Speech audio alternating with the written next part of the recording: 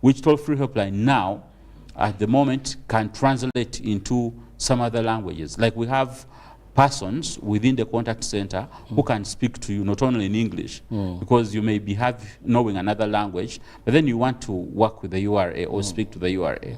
Then we have also extended hours of work for our contact center that instead of working 12 hours, we're working about 16 hours. Of course, given the need that the taxpayers have.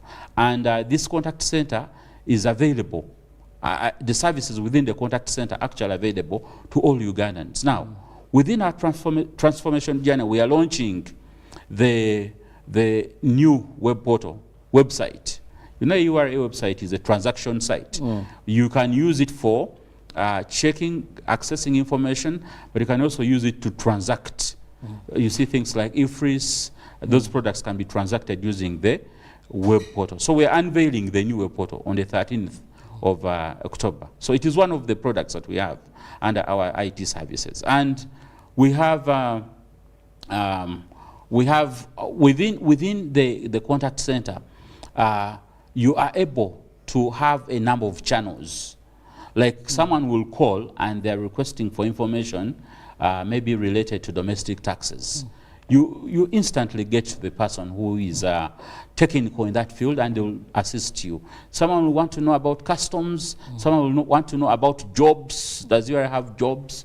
We even have now what we call the touch point. Now, the touch point enables you to access the URA service with ease. So it is also available on our web portal and many other products. So within our service orientation, we have a number of things that we do. Of course, tax registration, the tax identification number, the TIN. Many people do not know that we have shortened the process of applying for a TIN, and now you can apply for it and get it instantly without engaging a middleman, okay, using our website. And above all, it's free of charge. Free of charge. Yes. And you know, a TIN is very critical because once you're dealing with the URA, once you have an item, maybe a motor vehicle or land that you want to sell, you need to have a TIN, both the buyer and the seller, and many other things. Now you cannot access motor third party. They'll ask you for the vehicle to be in your login, as in your names. Now for you to transfer your vehicle, you need to have a TIN. So many other services. So we realize that once we shorten and simplify the TIN application process, it will enable the taxpayer instantly get this TIN and be able to transact without engaging money. We are looking at cutting the cost of doing business. Now, the cost of doing business, just imagine where you have to file a return. For example, gone are the days where someone who needed to file a return needed to walk to the URA to be able to fill that manual return. Now, we have made it electronic, that even when you're overseas, you're somewhere resting, you can be in position to actually access the service via the URA website. And this website that we are unveiling is going to be an improved version that can even translate in 2 languages, different languages, so that you can be in position to do what you're doing with ease, but also in a way that you understand it. Now, when I talk about the services that we really offer as the URM, we manage the border areas, the border points. So anything to do with importation of goods into Uganda or exportation of goods out of Uganda, that is something that we manage as the URA. That is why you see we've made very many, we've improved our processes when it comes to, last time I saw you hosting my people from the Entebbe airport, speaking to you about a number of things. So we are improving the service that at the point of importation, all these agencies are into one electronic single window, such that this taxpayer or client does not need to trek from one office to another to be in position to access a service. So it's a one-stop center? One-stop center. We even have one-stop centers for also the domestic tax offices, especially where we're working with our sister agencies, the Registration Services Bureau, the KCCA, the local governments. But at the border, we have one-stop centers. You'll find immigration there, you'll find URA there, and all the agencies that deal with the clearance of items as they come in. Because we want to simplify the process of complying. Compliance is something that is an obligation of the taxpayer, as I'll speak later about it. But it is something that requires the URA to put in place mechanisms that can facilitate it. So we facilitate trade, tax education. We are always everywhere when it comes to tax education. Do you know the other time we were at the White Cane Day? We work with the different agencies. We've signed MOUs with several agencies. We were in exhibitions the whole of last week. We shall be in UMA. When we get an opportunity, UBC invites you, we are always available to educate our taxpayers. We even have the mobile offices. The Tujenge Uganda, we have 2 buses that ply the rural areas where we don't have physical presence. So these and many other services are what we offer. And we are saying, for the taxpayer who feels that they require a given service, please don't hesitate to come to our offices. We have a number of offices within the center, but also within the other major towns. You can speak to us via the toll-free helpline. You can write to us. We have an email, services@ura.go.ug. You can write to us. You can use the URA website to be able to access the service. We have the newest, being the USSD code, the *285 hash. Go a bit slow on that, the star. 285 hash. Now, this is a product that is part of what we are unveiling on the 13th. This is a product that is looking at that taxpayer, that small business taxpayer, who would want to pay taxes, who would want to assess themselves of the taxes they're supposed to pay, but then sometimes they operate in areas where they cannot even leave their premise. So with the *285 hash, if you have a simple phone, these simple phones, the Capesa phones, you can just dial that *285 hash. And then you're able to assess yourself of the presumptive taxes. We have our colleagues, the borders, you know, motorcycles are supposed to pay 20,000 shillings a year as income tax. So if, for example, there is an operation mounted, maybe you're driving this goods vehicle, which is supposed to pay 50,000 shillings per ton. So they inform you that probably at the next point there is an operation being mounted. You don't need to stop your cargo movement. You just dial *285 hash and you're able to pay for all those things. You can assess yourself, you can pay using that USSD code. What we are saying is, for people who are operating in areas where they are so busy, you do not need to move to the URA office to be able to pay the taxes. You can pay the taxes using your Kabiriti phone. It also works on the smartphone, but those specifically who have the Kabiriti phones, you have a fine, maybe police fined you. These days police fines you for many things, overspeeding, what. You just go and dial *285 hash and you're able to pay for the penalty. Say that at the next point you find a policeman, you're clear. So all these and many other services are very good initiatives there aimed at simplifying the taxpayer's role, rather than saying I was inconvenienced, I can't move there. While URA is every time, you guys are all the time thinking of how simple is it for one to pay tax. Yes. Now, allow me to go for a very short break. When I return, having listened to services offered, I want to look at the rights of taxpayers. We'll do that after this break. Live from UBC Studios in Kampala, this is Good Morning Uganda Extra.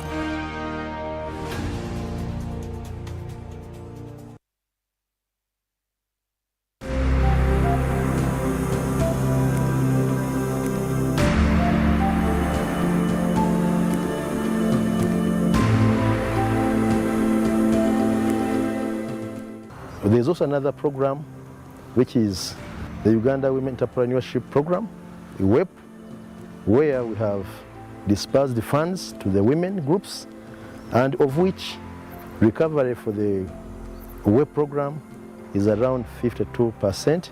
And of recent, the district was given more funds. The president actually was the one who officiated it during Women's Day on the 8th of March in Kirihura district, where we got an additional 132 million shillings to be given to the youth groups for good performance. But previously we had over 600 million shillings on top of that. And so far, so good. That group is very organized actually for the women. Pick of the day on UBC.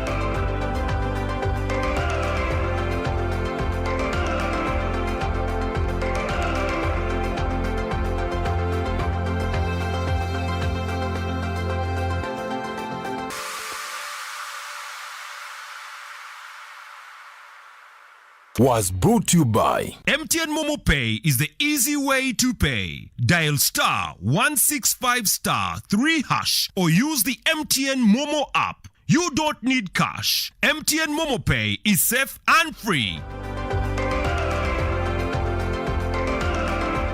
A new dawn on Behind the Headlines with me, Timothy Nyangweso. Every Wednesday, live in our studios in the heart of Kampala. We have conversations that have analysis, explanation, but not every truth is fact, and not every fact is truth. Every Wednesday, 10 p.m. on your public broadcaster.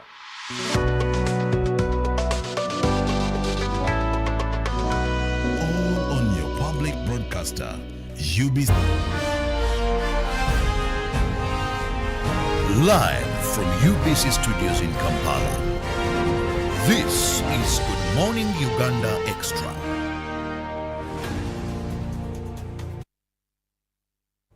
Welcome back from that break, and thank you for being with us on UBC TV. I'm Robert Chirabo Jonito, in case you have just joined, and I have the acting public relations and corporate affairs manager, Uganda Revenue Authority, with whom we are looking at services and taxpayers' rights and obligations. That is Robert Rumanyika. Well, Robert, Yes. before I went for this, and I had promised my viewers that we must look at the rights. Do I have rights as a taxpayer? You know, what are these rights? Yes, URA actually has a service charter. The service charter spells out what we are supposed to do for the taxpayer to be able to comply. The service charter is like an agreement between the taxpayer and the URA. Within the service charter, which is also available on our URA website, when you go to the URA website and About Us section, you'll see the service charter also translated in local languages. We are making a promise to our taxpayer. We are making a value promise to the taxpayer that we shall be able to provide you these services using this number of hours or days. But we're also saying the taxpayer has rights. So these rights to you as a taxpayer are the obligations that you are supposed to do for you. Now, the rights of a taxpayer include very many. We have quite a number. There are more than 15 rights that a taxpayer has. Of course, these are just written, but there are other rights may not be written, but you'll be entitled to them. Now, you have a right to equity and fair treatment before the law. So when there is an issue regarding tax, when there is a matter, maybe before court, or even if it is before the Tax Appeals Tribunal, you have a right to equity. Even when it comes to levying the right taxes, you have a right to equity and fair treatment. The second right, tax laws and procedures shall be consistently applied to you. Now, the word is consistently. So when the laws and procedures that URA is trying to put in place or enforce, this should be consistent across board to all the taxpayers. So we do not have to segregate the taxpayers when we're actually providing them the service. 3, all your tax affairs shall be handled with impartiality. The word now is impartiality. Because the taxpayers tax affairs manifest themselves in us dealing with the taxpayer. Now, when we're dealing with the taxpayer, there should be that impartiality. We should have a sense of humanity when we are working with the taxpayer. 4, you and your agents shall be pronounced honest until proved otherwise. You know, sometimes we operate with the taxpayer through agents. So the agent is a middleman, especially when it comes to the import taxes. Because the importers are quite many, And also at the East African community, we are supposed to license these customs clearing agents, but then the agents are supposed to deal between the URA and the taxpayer by probably maybe declaring goods, assessing them of the right taxes they're supposed to pay at the point of importation. So even domestically we have agents. So we shall presume that whatever the agent or the taxpayer is telling us is honest until we prove them otherwise. So it is your right. You shall pay the correct tax. That is why we always come to the different fora to speak to our taxpayers, because we want you to pay the correct tax. We do not want you to pay tax that over and above. That is why when you pay a tax that is over and above, you're entitled to a refund, which is also your right, by the way. You have a right to claim a refund of any overpaid tax. There are those guys who come and pay the non-tax revenues. They go and maybe instead of applying for a duplicate logbook, they instead apply for a new logbook. Or maybe instead of getting a duplicate number plate or maybe a permit, then they apply for an extension. So those are two different things that you have paid for. So what we require you to do is to ask for a refund of what you have paid in a wrong way, and you'll get it. It is also your right that your taxpayers, your tax affairs are treated with a lot of secrecy. We don't divulge information of the taxpayer because this is an affair between the URA and the taxpayer. That is why sometimes when we get people who want to ask us how this taxpayer is performing, that is not, we are not supposed to do that. So it is your right that your information is kept secret, especially information that is in the possession of the officers of URA. And by the way, when we are given a job, we sign a code of conduct, which also asks us to make sure that we adhere to the rights and the rights of the taxpayer. The other right is that you're supposed to receive you with courtesy and provide you the professional services. Now, we are driven by three pillars, which are patriotism, integrity, and professionalism. Those are our core values as the URA. So we are supposed to handle you professionally. When you come to the URA office, it is my obligation to tell you, to give you where to sit. You could look at this gentleman and they want a glass of water. It is my obligation to provide it to you because it is your right. Remember I said the rights of the taxpayer are the obligation of us working with the URA. So courteously and professionally we shall provide you the service. You and your authorized agents shall be provided with clear, precise, and timely information. You will be availed with the reasons for any tax decision that URA takes. For example, someone may object to an assessment. We are given timelines within which to respond to you, to inform you of the decision that the URA has taken.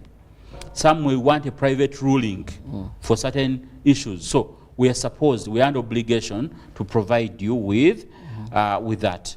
You receive timely, clear, and accurate responses to inquiries. When you come and inquire from the URA, you have a complaint which you can actually lodge through the touch point. I already talked about the touch point. You may not even need to physically walk to the URA.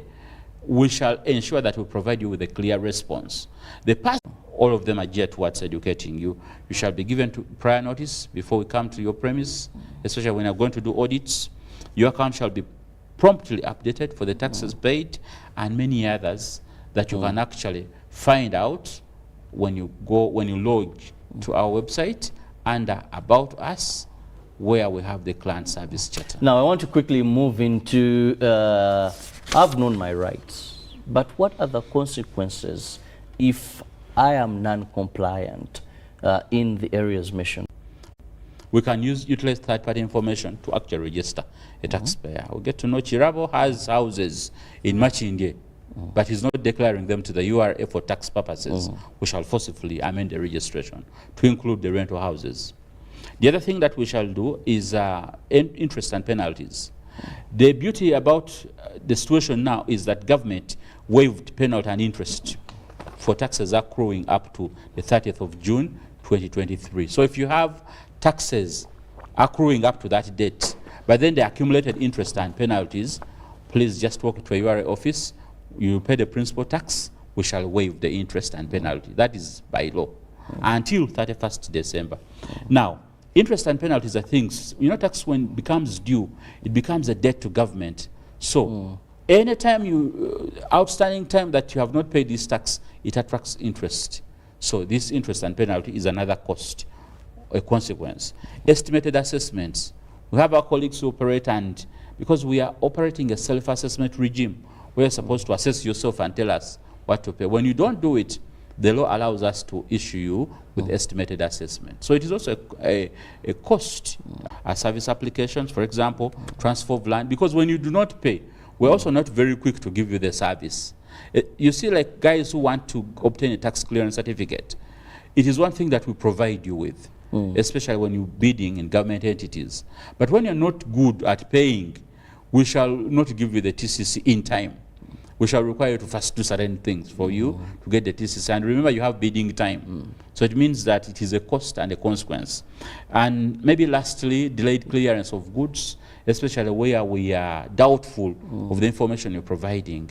That is people who do a number of things. Maybe they undervalue, they do a number of things. So when you're engaged in acts of non-compliance, there is delay definitely when it comes to URA providing you with a service.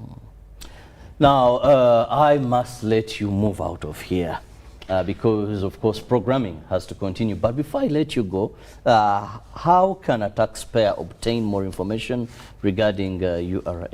Please speak to us on 0800 11 7000. 0800 21 7000. That is our toll-free hotline. Speak to us on our WhatsApp number 0772 14 0000. That is our WhatsApp number. Speak to us via our several online channels. We have presence across all the online channels, on Facebook, on X, on YouTube. We have presence there. So you can speak to us via our online channels. You can come to our offices. All our offices are open. And for the customs offices, by the way, they operate 24 hours, 7 days a week. So you can come to our offices and you make consultation wherever you want to consult. I want to thank you, Robert, for giving me an opportunity. I know the taxpayer out there is very optimistic about having revenue collected. And our Commissioner General the other time said we are going to collect, we shall be able to collect money that will be sufficient to finance. So that is our dream. We want to collect enough money that we shall reach a point where government does not need to borrow money. Government does not need to get external sources of funding when tax is the major source. But of course, that is our dream. For it to be made a reality, it requires the intervention of me, the collector, who is also a payer, and you, the taxpayer, working together to see that this dream really comes true. I want to thank you. But you still have a very small tax base. When I look at Ugandans that are taxable and how many of them are paying tax, despite slight improvement, there's still a drop in the ocean. You see, many would be paying tax. They are not paying tax. You see, UBOS has it that out of a population of what we have, about 10 million, 8 to 10 million should be engaged in meaningful activities. But out of those, we are collecting, we have about 3.5 million in our tax register, meaning that the big chunk of guys who are not paying, but they are enjoying the services. I can't say they're not paying because they buy goods and services where they pay VAT, but we're talking about a direct income tax. So those are the things that we are trying to do. We are trying to improve the administrative processes. We are trying to improve the service delivery. We want to see many guys get on board because the more we have a big catchment area, okay, for tax, the more the burden will lessen on some of us who have to pay a lot for other guys who are not paying. So we are saying, let's get out of informality. This country belongs to all of us. So as you want the country to belong to you, you should have an obligation to the country. Many people, please let each one of us pay something little. Even if you paid a little, no one has to pay a lot, and all of us will enjoy the Uganda that we deserve. I want to thank you for giving me an opportunity. Please call me back, especially on that issue of the contribution, our contribution